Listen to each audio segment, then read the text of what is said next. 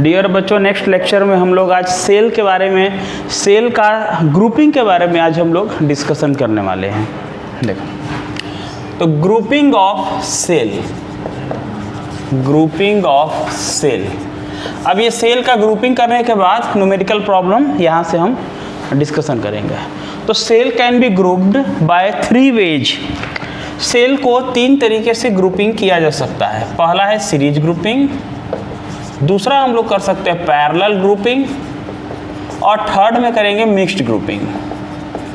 तो जो सीरीज और पैरेलल है वो बोर्ड लेवल में है, और जो मिक्स्ड ग्रुपिंग है वहाँ से जेईई मेंस में क्वेश्चन आता है, वो कॉम्पिटिटिव लेवल है। ठीक है, तो पहले हम लोग सीरीज और पैरेलल बात करते हैं, फिर मिक्स्ड ग्रुपिंग का बात करेंगे। देखो, सेल को कनेक्ट करने का 2 प्रोसेस है। एक तो क्या है ना कि आइडेंटिकल सेल को कनेक्ट करते हैं। आइडेंटिकल सेल मीन्स, जैसे सपोज करो आपके घर में बैटरी आप खरीदते हो, इन्वर्टर के साथ बैटरी खरीदते हो। बोला सर ये बैटरी इतना वोल्ट का है, सपोज करो एक 20 वोल्ट का बैटरी है। अब 20 वोल्ट का बैटरी में अगर 4 सेल है तो सब 5 वोल्ट का है। ठीक है, 100 वोल्ट है तो 5 सेल है, 20 वोल्ट का है। तो एक तो आइडेंटिकल सेल, जितना भी सेल एक साथ कनेक्ट करेंगे सभी सेल का वैल्यू सेम होगा। और एक दूसरा ये है कि डिफरेंट टाइप का सेल। ठीक है, तो नंबर 1 अगर हम बोले कि आइडेंटिकल सेल, पहले हम बात करते हैं आइडेंटिकल सेल का। आइडेंटिकल सेल, अब आइडेंटिकल सेल में हम सीरीज का बात करते हैं। आइडेंटिकल का मतलब क्या हुआ, जितना भी सेल ले रहे हैं सबका इंटरनल रेजिस्टेंस सेम है और सबका ईएमएफ भी सेम है। ठीक है, अगर मैं बात करूं कि लेट n आइडेंटिकल सेल, अगर मैं n आइडेंटिकल सेल का बात करूं, ईच ऑफ ईएमएफ ई, सबका ईएमएफ ई, इंटरनल रेजिस्टेंस R, और हर एक सेल का इंटरनल रेजिस्टेंस R होगा। और वो कनेक्ट कैसे होगा, तो कनेक्टेड टू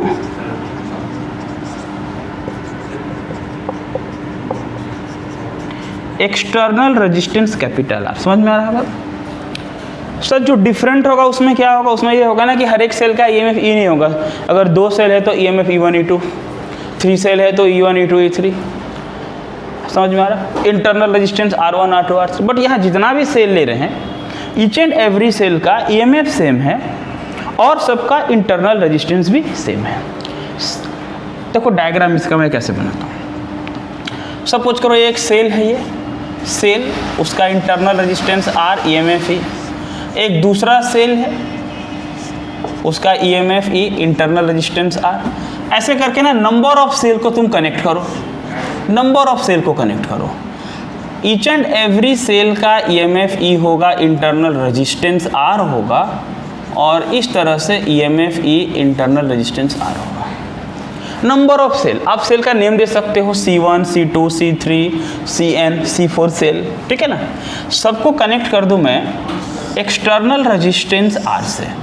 आ रहा समझ में? इस तरह से मैं एक्सटर्नल रेजिस्टेंस R से सबको कनेक्ट करता हूँ। अब डेफिनेटली बात है, ये पॉजिटिव टर्मिनल है, ये नेगेटिव टर्मिनल है, तो करंट का फ्लो ऐसे होगा, प्लस से माइनस में करंट जाएगा और करंट का फ्लो इस तरीके से होगा। ठीक है, तो मेरे पास सेल है, आप इसका इक्विवेलेंट एक डायग्राम बना सकते हो। इक्विवेलेंट मीन्स क्या, जितना भी सेल है सबके इक्वल में एक हम ऐसे सिंपली देखो क्या कर सकते हैं, ऐसे बोल सकते सर ये एक सेल हो गया, यानी कि ये EMF EQ equivalent, internal resistance RQ equivalent, और सबके साथ कनेक्ट है कैपिटल रेजिस्टेंस R। आ रहा बात समझ में? इस तरीके से तो इंटरनल रेजिस्टेंस हो गया, ये ईएमएफ हो गया इक्विवेलेंट, इंटरनल रेजिस्टेंस, और सबको कनेक्ट है एक्सटर्नल रेजिस्टेंस से। ऐसा आप बोल सकते हो। आप बोल सकते हो कि CEQ मतलब सेल जो है वो इक्विवेलेंट है। इक्विवेलेंट सेल का बात कर रहे हैं। इक्विवेलेंट मीन्स सबका सम करके इक्वल जो आएगा, जो आंसर आएगा। अगर मान लो कि आपके पास एक इक्विवेलेंट का मीनिंग बताता हूँ, अगर आपके पास 5 ओम और 6 ओम है और सीरीज में करोगे तो 11 ओम, तो 11 ओम हमारा इक्विवेलेंट हो गया। ठीक है, तो इस डायग्राम को आप ऐसे कर सकते हो। देखो अब मैं बताता हूँ कि करंट फाइंड करना, हमें क्या फाइंड करना, करंट फाइंड करना। करंट फाइंड करने में ईएमएफ चाहिए और इंटरनल रेजिस्टेंस चाहिए, ठीक है। अब मैं बोलूँ कि ईएमएफ ऑफ एन सेल, ये एन सेल का ईएमएफ क्या होगा, देखना बाबू। तो देखो क्या होगा, सब सीरीज में है, E plus E up to N terms, समझ लो ये ईएमएफ एन टर्म्स तक गया, E plus E that means N E, ये टोटल सेल का ईएमएफ हो गया, ठीक है। क्योंकि सबका ई प्लस ई सपोज करो 2 + 2 अगर बोल दे 6 हो तो 12, तो definitely E plus up to N terms N E हो गया। अभी अगर मैं इंटरनल रेजिस्टेंस का बात करूँ, समझ रहे हैं ना बात को, तो आप बताओ इंटरनल रेजिस्टेंस क्या होगा, R प्लस अप टू, ये भी चला जाएगा एन टर्म्स तक, तो वो होगा एन आर, ऐसा मैं ये इंटरनल रेजिस्टेंस, ठीक है। टोटल रेजिस्टेंस का बात करें सर, टोटल रेजिस्टेंस क्या होगा, तो टोटल रेजिस्टेंस होगा R plus N R, that means external plus internal, जितना इंटरनल था एन आर और जो एक्सटर्नल था वो कैपिटल आर, ठीक है ना। करंट का बात करते हैं। अब देखो करंट क्या होगा, I = total EMF by total resistance. Total EMF और टोटल रेजिस्टेंस का बात करेंगे तो टोटल ईएमएफ एन ई और total resistance R plus N R, ठीक है। तो ये सीरीज ग्रुपिंग में हम लोग करंट का वैल्यू फाइंड कर लिए। अब इससे दो स्पेशल केस और है, समझ रहे हो ना। वंस अगेन एक बार मैं समझा दूँ फिर से, देखो नंबर ऑफ सेल है, आप सेल का नेम दे सकते हो, ठीक है। आप बोल सकते हो कि ये सेल का name C1, C2, C3, Cn, cell का नेम दे सकते हो। नंबर ऑफ सेल है और ये नंबर ऑफ सेल कनेक्टेड है किस में, सीरीज में, और हर एक सेल का ईएमएफ E प्लस ई। अब सपोज करो ये 2 वोल्ट, 2 4, 2 6, 2 8, तो 2 × 4 बोल सकते हो, ठीक है। फिर इंटरनल में R प्लस R करते हुए एन आर, तो ये एन आर हो गया। टोटल रेजिस्टेंस यानी एक्सटर्नल प्लस इंटरनल, फिर करंट का वैल्यू। अब क्वेश्चन ये आता है कि how can you connect number of cell, how can you connect, बात समझना, how can you connect number of cell in a series to get maximum current.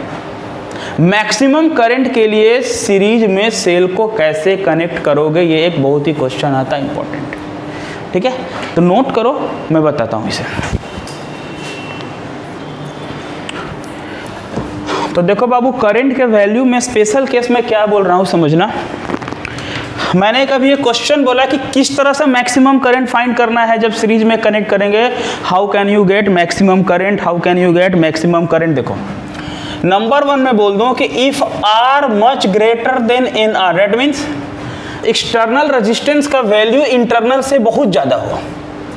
तो जब ये ज़्यादा होगा, ये आर एक्सटर्नल ज़्यादा होगा इंटरनल से, तो R plus N R nearly equal to are.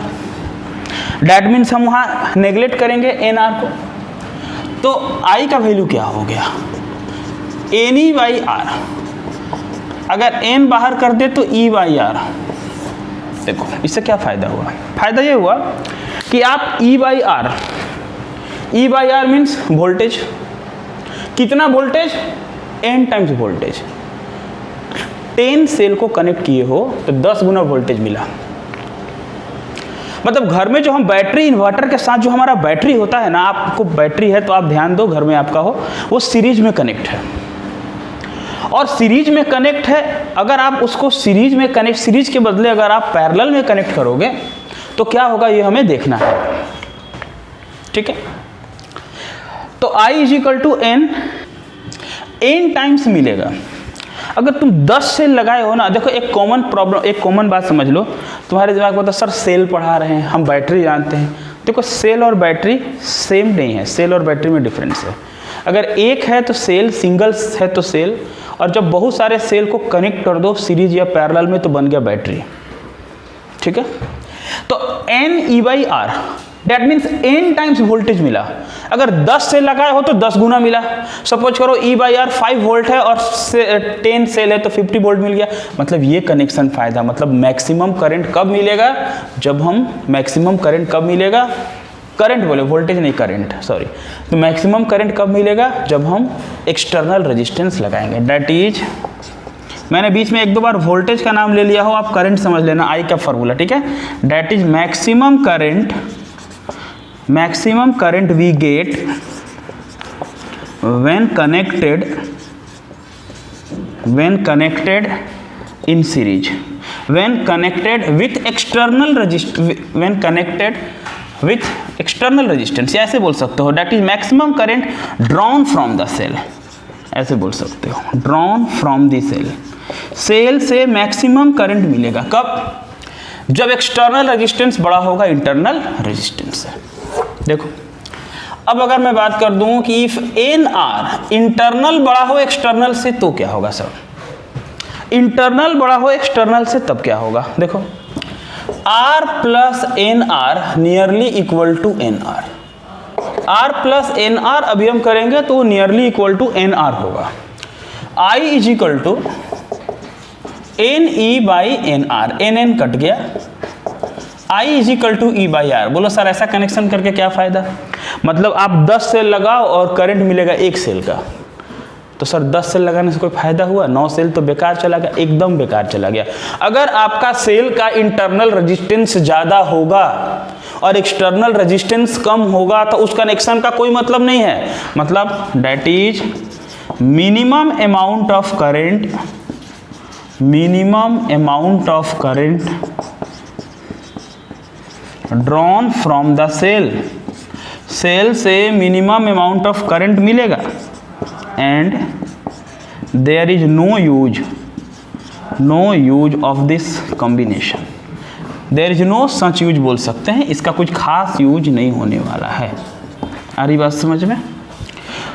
तो सीरीज में मैक्सिमम करंट फाइंड करने के लिए क्या करना होगा, सीरीज में मैक्सिमम करंट फाइंड करने के लिए external resistance, that means wire का रेजिस्टेंस सेल के रेजिस्टेंस से ज़्यादा चाहिए। इसको हिंदी में लिख सकते हो समझने के लिए कि सेल का जो एक्सटर्नल रेजिस्टेंस, सेल का इंटरनल रेजिस्टेंस कम होना चाहिए और एक्सटर्नल रेजिस्टेंस ज़्यादा होगा तो सीरीज में कनेक्ट करेंगे तो मैक्सिमम करंट मिलेगा। अरे बात समझ में, ये सब की पॉइंट है जो दिमाग में आपको रखना। अब हम लोग पैरेलल कॉम्बिनेशन का बात करते हैं, आइडेंटिकल सेल का पैरेलल कॉम्बिनेशन। और ये बात भी बाबू आइडेंटिकल सेल के लिए एक बात ध्यान में रखना, हम लोग आइडेंटिकल सेल के बारे में बात करते हैं। देखो सेल एक ऐसा टॉपिक है ना, बहुत कोई उसे बहुत इजी वे में 1-2 क्लास में, बट सेल का मैं इतना लेक्चर ले रहा हूँ। सेल में प्रॉब्लम आ सकता है, उसके लिए आप हमें डायरेक्ट कंसल्ट कर सकते हैं, कुछ भी डाउट हो पूछ सकते हैं, ठीक है। तो पैरेलल कॉम्बिनेशन क्या है, देखो क्योंकि ये थ्योरेटिकल टाइप का टॉपिक ज़्यादा होता है, बहुत कोई इसको ईजी में सेल डिफाइन कर लिया, सीरीज पैरेलल का फॉर्मूला कर लिया और हो गया, ऐसा नहीं है।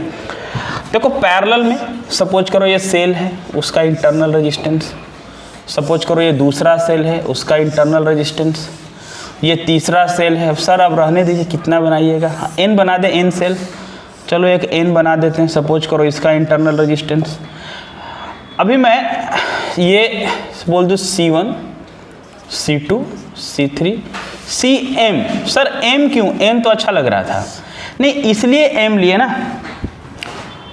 क्योंकि ऐसे दो, ये ले लो, इतना ही ले लो, बस छोड़ दो ज़्यादा करने का, इसलिए मैंने m ले लिया। m सेल इसलिए मैं ले रहा हूँ कि मिक्स करेंगे ना तो mn होगा। अब सीरीज में n, पैरेलल में m, तो मिक्स में हो गया mn, इसलिए डिफरेंट समझने के लिए m ले रहे हैं। बाकी न्यूमेरिकल में आप m लिखो, n लिखो, xy लिखो, कोई प्रॉब्लम नहीं। देखो इसको एक्सटर्नल रेजिस्टेंस R से मैं कनेक्ट कर देता हूँ, ठीक है। आपको इक्विवेलेंट, अच्छा सेल का EMF internal resistance, EMF internal resistance, EMF internal, ये सब आइडेंटिकल सेल है। नेक्स्ट लेक्चर में बताएंगे तो सेल क्या होगा, E1 E2 E3 होगा, R1 R2 R3 होगा, उसका बहुत ही इंटरेस्टेड है। अभी इसका इक्विवेलेंट आप बनाओगे तो इक्विवेलेंट सेम आप बना सकते हो, एक सेल दिखाना इक्विवेलेंट में CEQ, एक EMF दिखाना है और उसका इंटरनल रेजिस्टेंस भी एक ही दिखाना है, बस और वो एक हो गया कैपिटल रेजिस्टेंस R। अब कंसीडर वगैरह तुम खुद कर लेना, ठीक है। Consider M identical cell each of EMF E, internal resistance R connected with external resistance R, ठीक है। ये सब खुद से लिख लेना। देखो बताना, अगर मैं बोलूं कि EMF of N cell, M cell, सामने होते तो पूछते कि EMF का M सेल का EMF यहाँ क्या होगा। कुछ दिमाग में आता हो आइडिया, सोचो।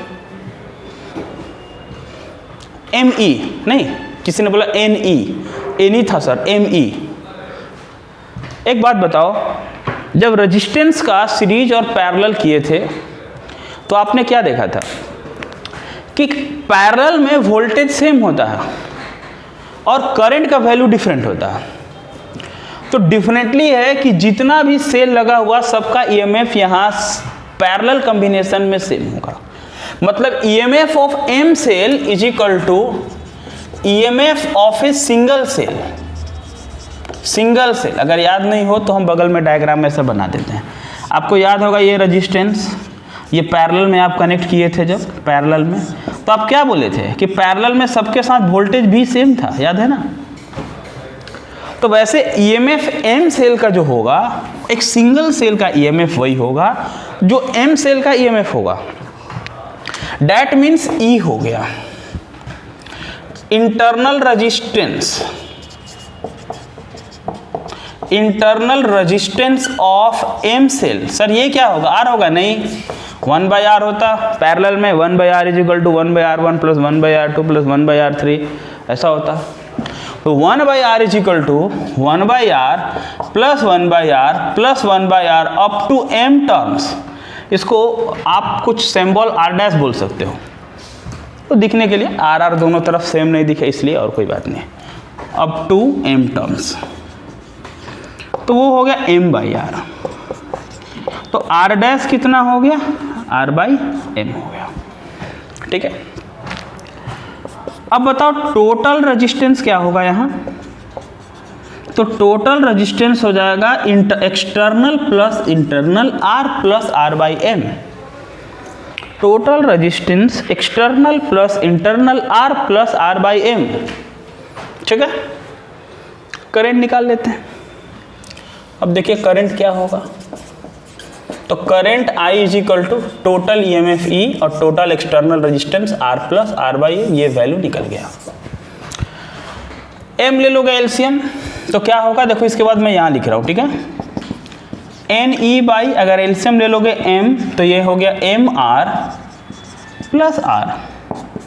तो I इज इक्वल टू, एक मिनट, यहाँ E होगा, NE नहीं होगा, E होगा, E होगा, यस। M चला जाएगा ऊपर में, तो ME by MR plus R, ये करंट का वैल्यू निकल गया। समझ रहे हैं बात को।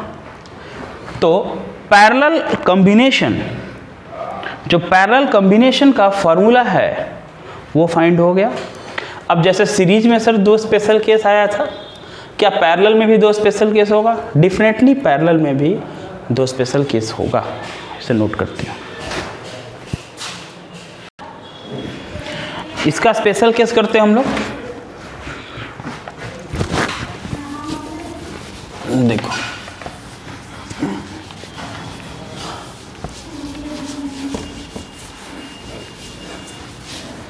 क्या आया value, I is equal to, special case ये लास्ट वाले से नहीं होगा। क्यों नहीं होगा?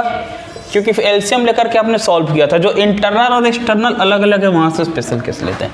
I इज इक्वल टू, मेरा ये फार्मूला है। अगर नंबर 1 में बोल दे कि if R much greater then R/M, that means external resistance बहुत बड़ा हो इंटरनल से, जो सीरीज में किए थे। तो सीरीज में एक्सटर्नल ज़्यादा था तो ज़्यादा करंट मिला। यहाँ देखते क्या होगा, तो R plus R/M nearly equal to R हो गया। That means I is equal to E/R बच गया। देख लो, ये यहाँ से कर रहे हैं, ये नेगलेक्ट किए, एक। इससे क्या फ़ायदा होगा बताओ? N तो है ही नहीं, M है नहीं, मतलब आप 10 सेल लगाएं और आपको 1 सेल का ही करंट मिला, तो 9 सेल बेकार का चला गया।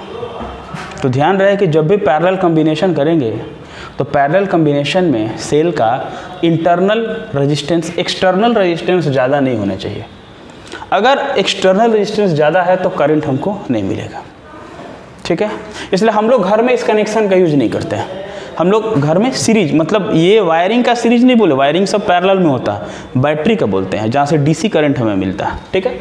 तो इस केस में that is small amount of current, या ऐसे बोल सकते हो that is we get current from a single cell, यानी एक सिंगल सेल से ही करंट हमें मिला। तो सोचो कि अगर बहुत सारा सेल लगाएं और एक ही सेल का करंट मिला तो कोई फ़ायदा नज़र आता दिखता नहीं है भी नहीं फ़ायदा। तो डैट मीन्स अगर ऐसा करें, अब इंटरनल बड़ा हो एक्सटर्नल से तो क्या होगा, R plus R by M, ये हो गया R बाई एम। देख लो, क्योंकि अब ये एक्सटर्नल को हम लोग नेगलेक्ट कर रहे हैं। इस केस में क्या होगा, देखो अगर इस केस में करंट का वैल्यू हम लोग निकालें, I इज इक्वल टू निकालें, तो E by R by M चला गया E by R, that is m times current मिला। करंट का वैल्यू कितना मिला, m टाइम्स मिला। मतलब ये हो गया कि that is large amount of current, large amount of current drawn from the cell, cell से लार्ज अमाउंट में करंट मिला, ठीक है। तो सीरीज और पैरेलल कॉम्बिनेशन हुआ, और ये जो सीरीज और पैरेलल कॉम्बिनेशन है ये आइडेंटिकल सेल का हुआ। किसका हुआ, identical cell. That means cell जो था वो आइडेंटिकल था, सेल का वैल्यू इक्वल था। अब हम लोग सीरीज और पैरेलल अगेन करने वाले हैं, लेकिन वो कैसे करने वाले हैं, जब डिफरेंट सेल हो, आइडेंटिकल नहीं हो, क्या हो वो सेल, क्या हो डिफरेंट सेल हो। डिफरेंट सेल के बारे में बात करेंगे। तो आइडेंटिकल सेल का आप क्लियर करो, फिर मैं डिफरेंट सेल के बारे में बात करता हूँ।